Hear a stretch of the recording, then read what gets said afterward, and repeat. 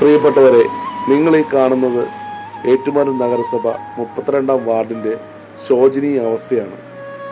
എങ്ങും എത്തി നിൽക്കാത്ത വികസനങ്ങൾ.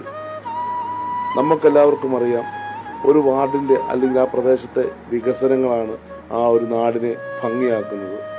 പൊട്ടിപ്പൊളിഞ്ഞ റോഡുകൾ, മഴ പെയ്താൽ വെള്ളം കെട്ടി നിൽക്കുന്ന റോഡുകൾ, വെള്ളക്കെട്ടുകൾ, അതോടൊപ്പം തന്നെ വഴിവിടുക്കളുടെ ശോചനീയാവസ്ഥ, പ്രകാശം എങ്ങുമില്ലാതിരിക്കുന്നു.